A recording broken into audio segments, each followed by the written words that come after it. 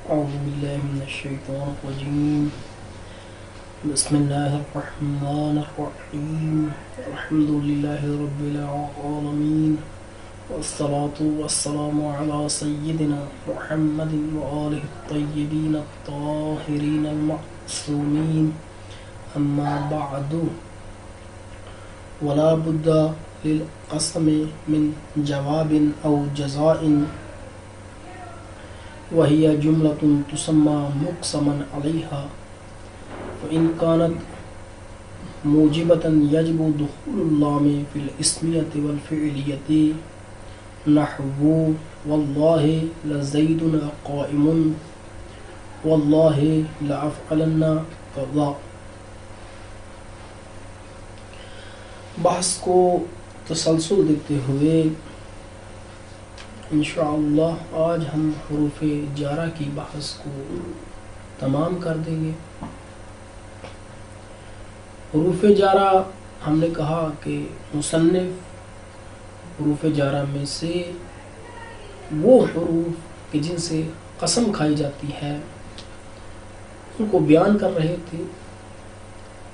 ان کے ضمن میں حروف جارہ کی یعنی وہ حروف کی یعنی حروف قسمیہ کے ضمن میں مصنف ایک اور نقطے کو اضافہ کرتے ہیں، وہ یہ کہ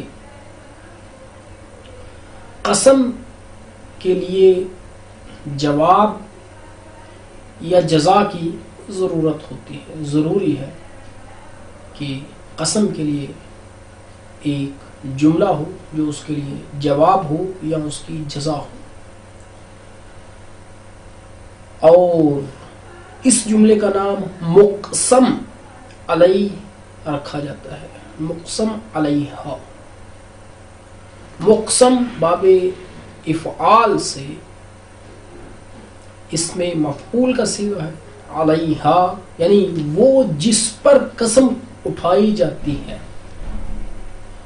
ایسے جب کہتے ہیں واللہ لأغربن قدا، تو یہاں پر واللہ یہ قسم ہے، اور لأغربن اور خدا کی قسم میں تجھے ضرور ماروں گا اس طرح سے. تو یہ لأغربن میں یہ اغربن جو ہے اس جملہ میں اس قسم کے ساتھ جو آیا ہے یہ جملہ ہے جو جواب ہے اور جزا بھی اس کو کہہ سکتے ہیں. اسی کے اوپر قسم اٹھائی گئی ہے. اس کو مقسم علیہ بھی علیہ بھی اس کو کہتے ہیں. اب اس جملہ مقسم علیہ جو ہے اس کے لیے کچھ شرائط ہیں. وہ یہ کہ اگر یہ جملہ موجبہ ہوگا تو اس پر لام کا داخل ہونا ضروری ہے. لام تاکید، اسمیہ میں بھی اور فعلیہ میں بھی. جیسے واللہ لزید قائم، واللہ لأفعلن قدا، تو یہاں پر لزید قائم کہ جملہ مقسم علیہ ہے یعنی جواب ہے، اور لأفعلن قدا یہ بھی جملہ مقسم علیہ ہے. اسی پر قسم کھائی گئی ہے، اسی کے لیے قسم کھائی گئی ہے کہ جب کوئی مثلا متکلم کہے کہ اگر تو نے یہ کام انجام دیا تو خدا کی قسم میں تجھے ماروں گا، تو یہ قسم جو ہے یہ مارنے کے اوپر میں تجھے ضرور ماروں گا. تو یہ جو ضرور مارنے کا جملہ ہے یہ جملہ یہ مقسم علیہ ہے، اور اسی کی وجہ سے قسم متکلم اٹھاتا ہے. تو یہ یہاں پر اس جملہ میں یعنی لزید قائم میں لام آئی ہے، اور لأفعلن قدا میں اس میں بھی لام آئی ہے. کیوں؟ کیونکہ یہ اصل میں افعلن قدا افعلو تھا، نون تاکید ثقیلہ جب اس کے ساتھ متصل ہوئی افعلن ہوا، اور لام جو ہے لام تاکید ہے. اس عبارت کا ہم ترجمہ کریں گے ولا بد للقسم، اور ناگزیر ہے قسم کے لیے، یعنی ضروری ہے قسم کے لیے، من جوابن، یہ من زائدہ ہوتا ہے، جواب یا جزا، وہیا جملتن، اور یہ جواب یا جزا جملہ ہوتا ہے، تسمى مقسما علیہا، یہ جملہ فعلیہ تسمى مقسما علیہا، یہ صفت ہے جملہ کی، ایسا جملہ جس کا نام رکھا جاتا ہے مقسم علیہا۔ فَإِن كَانَتْ مُوجِبَةً، اگر یہ جملہ کانت میں ضمیر ہے جو لوٹ رہی ہے جملہ کی طرف، فَإِن كَانَتْ مُوجِبَةً، اگر یہ جملہ موجبہ ہوگا، یعنی اس میں نفی نہیں استفہام کا معنی نہ پایا جائے، یجب دخول اللام فی الاسمیت والفعلیت، واجب ہے لام کا داخل ہونا اسمیہ میں، جملہ اسمیہ میں اور فعلیہ میں، جیسے واللہ لزید قائم، یہاں پر واو قسمیہ ہے، اللہ یہ لفظ اللہ اس کے لیے واو قسمیہ کے لیے مجرور ہے، اور لزید قائم یہ جملہ ہے، یہ جو جواب ہے اس قسم کے لیے، اور اس کا نام مقسم علیہا ہے، اس جملے کا نام، چونکہ یہ جملہ موجبہ ہے، اس وجہ سے اس پر لام داخل ہوئی ہے۔ واللہ لأفعلن قدا، یہاں پر بھی چونکہ لام اسی لیے آئی ہے کہ افعلن قدا یہ جملہ موجبہ ہے، اگرچہ یہ فعلیہ، پہلی مثال اسمیہ کی ہے، دوسری مثال جملہ فعلیہ کی ہے۔ وَيَلْزَمُ كَوْنُهَا مَعَ اللَّامِ فِي الْإِسْمِيَّةِ، ہم اپنے سامعین کو اس خطا کی طرف متوجہ کراتے چلیں گے کہ مصنف یہاں جو عبارت ہے ہمارے پاس نسخہ میں اور دوسرے نسخوں میں بھی یہاں یہ عبارت غلط ہے، مصحح اور صحیح نسخوں میں، تصحیح شدہ نسخوں میں، اور جو صحیح نسخہ ہے اصل نسخہ ہے اس میں یہ عبارت کچھ اس طرح سے ہے، وَإِنَّا فِي الْإِسْمِيَّةِ نَحْوُ وَاللَّهِ إِنَّا زَيْدًا لَقَائِمٌ، وہ اس لیے کہ خود اس کی دلیل کیا ہے، اس کی دلیل خود اس کے بعد جو مثال لائے ہیں، وَاللَّهِ إِنَّا زَيْدًا لَقَائِمٌ، اور اگر دیکھنے والا توجہ کرنے والا توجہ کرے تو وَيَلْزَمُ كَوْنُهَا مَعَ اللَّامِ فِي الْإِسْمِيَّةِ، اگر یہ کہا جائے لازم ہے اس جملہ کو ہونا لام کے ساتھ جملہ اسمیہ میں، تو یہ پہلے بھی تو یہ اسی کی طرف یہی مطلب گزر چکا ہے، تکرار مطلب لازم آتا ہے، تکرار لازم آتا ہے، جیسے کہ مصنف نے کہا ہے واللہ لزید قائم، یہاں پر بھی لام کو لانا چاہتا ہے اور پہلے بھی اس نے اس مطلب کو بیان کر دیا ہے، لذا ہم اپنے سامعین سے اور ناظرین سے یہی کہیں گے کہ یہاں پر یہ جملہ جیسے کہ مدرس نے نص کی ہے، یہاں ہمارے پاس حاشیہ میں بھی اس کے علاوہ دوسرے نسخوں میں کہ جو اصح اور ہماری نظر میں صحیح نسخے ہیں ان میں بھی جو ہم نے عبارت بیان کی ہے اسی طرح سے عبارت کو لکھا گیا ہے، لذا اس کی اصل عبارت کچھ اس طرح سے ہے، وَيَجِبُ دُخُولُ اللَّامِ فِي الْإِسْمِيَّةِ وَالْفِعْلِيَّةِ وَإِنَّ فِي الْإِسْمِيَّةِ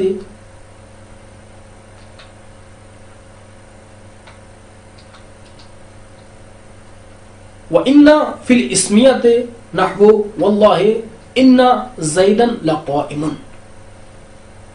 وَإِنْ كَانَتْ مَنْفِيَّةً يَجِبُ دُخُولُ مَا أَوْ لَا نَحْوُ وَاللَّهِ مَا زَيْدٌ قَائِمٌ وَاللَّهِ وَوَاللَّهِ لَا يَقُومُ وَقَدْ يُحْذَفُ حرف النفي لوجود القرینۃ كقوله تعالی تاللہ تفتأ تذکر یوسف اے لا تفتأ. اس پیراگراف میں ان چند سطروں میں مصنف یہ بیان کرنا چاہتے ہیں کہ جب جملہ موجبہ ہوگا وہی جملہ مقسم علیہا، وہی جملہ جو جواب ہے یا جزا ہے اسی قسم کے لیے، تو اس میں اگر موجبہ ہے تو لام کا آنا ضروری ہے، اور اگر تیسری ایک اور چیز بھی یعنی اس کے لیے یہ ہے کہ انا بھی اس کو لازم ہے اسمیہ میں، یعنی ایسے کہنا چاہتے ہیں وَيَجِبُ دُخُولُ اِنَّا فِي الْإِسْمِيَةِ، اور واجب ہے اِنَّا کا لانا جملہ اسمیہ میں. اس کی وجہ کیا ہے، اس کی علت کیا ہے؟ کیونکہ علت اس کی یہ ہے کیونکہ جب انسان متکلم قسم کھاتا ہے تو وہ چاہتا ہے کہ یہ جو جملہ مقسم علیہا ہے اس کا وقوع حتمی ہے، اس کی نظر میں اس کے وقوع پر، اس کے واقع ہونے پر تاکید کرنا چاہتا ہے، اور اس تاکید کے مناسب کیا ہے؟ اس کے ساتھ مناسبت رکھنا انا ہی، اس کے ساتھ مناسبت انا ہی رکھتا ہے، لذا جب اسمیہ ہوگا تو اس میں انا کا لانا لازم ہے. اور اگر جملہ منفیہ ہو، یہی مقسم علیہا جملہ جزا یا جواب قسم، تو اس وقت ما یا لا کو لایا جائے گا. کیوں؟ کیونکہ یہ نفی کرنا چاہتا ہے اور ان کے ساتھ یہی مناسبت رکھتے ہیں. اور کبھی کبھار حرف نفی کو حذف کر دیا جاتا ہے جب قرینہ موجود ہو، جیسے وہ قرآن میں سورہ یوسف میں تاللہ تفتأ تذکر یوسف، تو یہاں پر اصل کیا تھا؟ لا تفتأ، تاللہ لا تفتأ تذکر یوسف. قرینہ یہاں پر کیا ہے؟ قرینہ یہاں پر یہی ہے کہ ہم نے یہ بیان کیا کہ واللہ لأفعلن قدا، جب جملہ موجبہ ہوگا یہی جواب جملہ جوابیہ جواب قسم، تو وہاں پر لام کو لایا جائے گا. لام کو جواب قسم میں جب وہ موجبہ ہوگا تو لایا جائے گا. یہاں پر اگر دیکھا جائے اس مثال میں تو لام جواب میں نہیں آئی، یعنی لتفتعو نہیں کہا گیا. خود یہی اس کا قرینہ ہے کہ چونکہ اگر یہ جملہ موجبہ ہوتا تو یہاں پر لام، وہ لام تاکید اس پر حتماً آتی، ضرور آتی. یہاں پر وہ لام نہیں آئی، اس وجہ سے یہاں پر ماننا پڑے گا کہ یہاں پر لا نافیہ حذف ہے. اس عبارت کا ہم ترجمہ کریں گے. وَإِنَّا فِي الْإِسْمِيَّةِ، اور واجب ہے ان کا دخول جملہ اسمیہ میں، نحو واللہ انا زیدا لقائم، خدا کی قسم بے شک زید ضرور کھڑا ہونے والا ہے یا کھڑا ہے. وَإِن كَانَتْ مَنْفِيَةً، اور اگر یہ جملہ مقسم علیہا منفی ہوگا، یجب واجب ہے دخول ما کا داخل ہونا یا لا کا داخل ہونا. نحو واللہ ما زید قائم، اور خدا کی قسم زید کھڑا نہیں ہے. واللہ لا یقوم، اور خدا کی قسم وہ کھڑا نہیں ہے. وقد یحذف حرف النفی، اور کبھی کبھار حذف کیا جاتا ہے حرف نفی کو لوجود القرینۃ، قرینہ کے وجود کی وجہ سے، پائے جانے کی وجہ سے. کا قولہ تعالی، مانند اللہ تعالیٰ کے قول کی، تاللہ تفتأ تذکر یوسف اے لا تفتأ. قرینہ یہاں پر کہ اگر یہ جملہ موجبہ ہوتا تو لتفتعوک ہے قرآن میں آتا، حالانکہ لام تاکید وہ نہیں آئی، لذا خود اس کا نہ آنا یہ قرینہ ہے کہ یہاں پر لا ہے، لا نافیہ ہے۔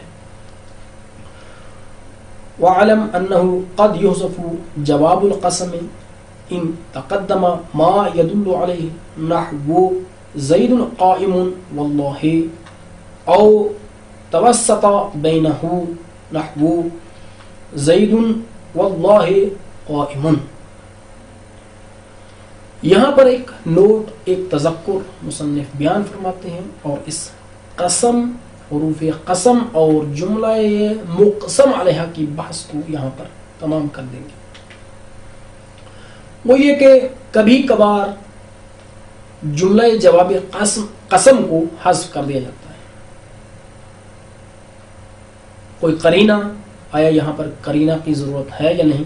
ہاں، اس کے لیے شرط یہ ہے کہ اگر ایسی چیز کہ جو اس جواب قسم پر دلالت کر رہی ہو، موجود ہو، مقدم ہو چکی ہو، تو پھر یہاں پر جواب قسم کو حذف کر دیں گے، یا خود یہ قسم اس چیز کے درمیان میں، یعنی اس جملہ کے درمیان میں واقع ہو جائے کہ جو جواب قسم پر، یعنی اس جملے پر جو جواب قسم ہے دلالت کر رہی ہو۔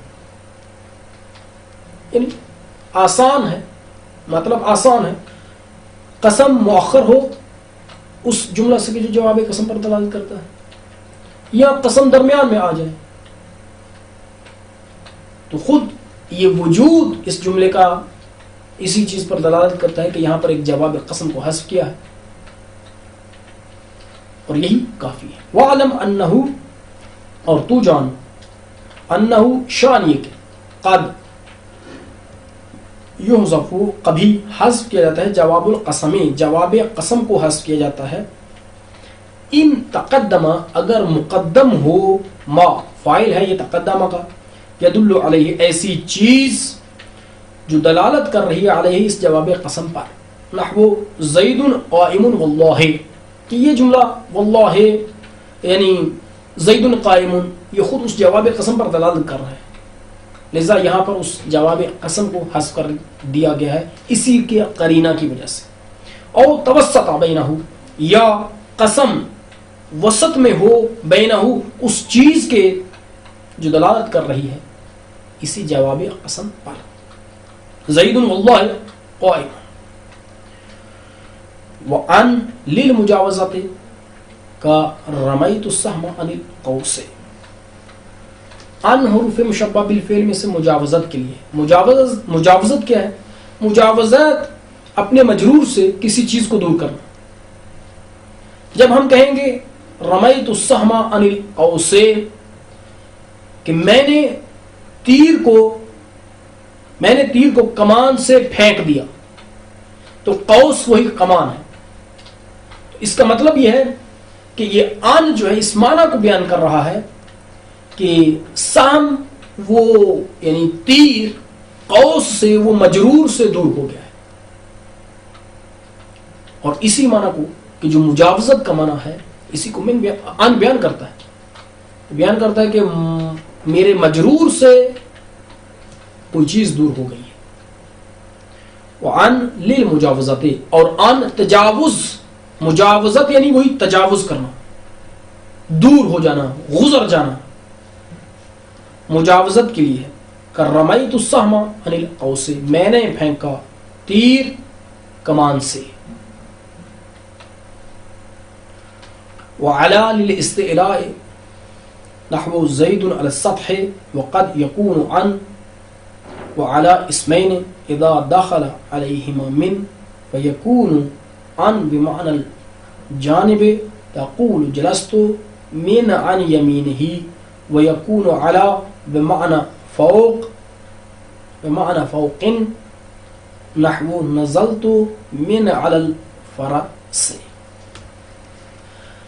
حروف جارہ میں سے ایک علا ہے، یہ علا استعلاء کے لیے، یعنی کسی چیز پر واقع ہونے کے لیے، یعنی پر کے معنی میں کسی چیز پر۔ مثال یہ کتاب اس میز پر ہے، استعلاء کسی چیز کے اوپر واقع ہونا، کسی چیز سے بلند ہونا. جیسے کہ مثال ہے زید علی السطح، زید چھت پر ہے، استعلاء. ہاں کبھی کبھار یہ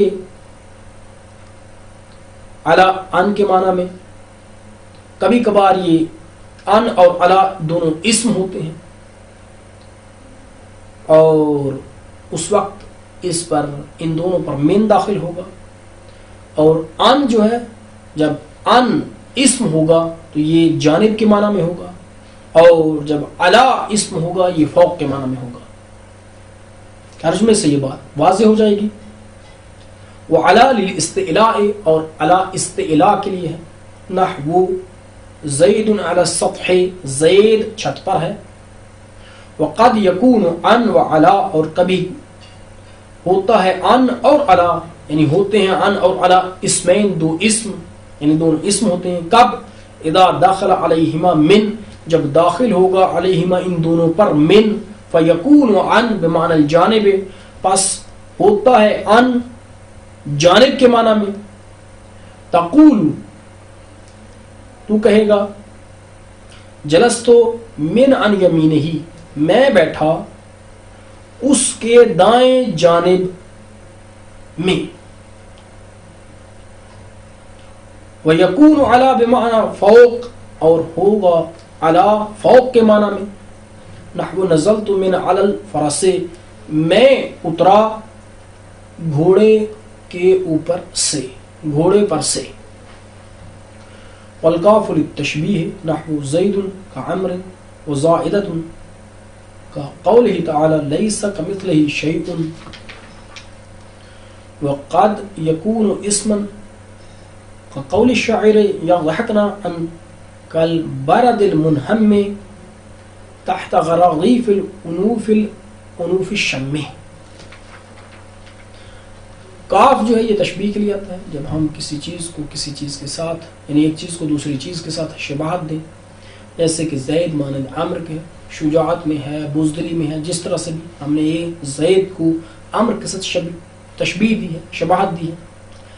کبھی زائدہ ہوتا ہے، جیسے کہ اللہ تعالیٰ کا قول ہے لیس کمثلہ شیء، یہاں پر کاف جو ہے وہ کاف زائدہ ہے. اور کبھی کبھار یہ اسم ہوتا ہے، جب اسم ہوگا تو یہ مثل کے معنی میں ہوگا.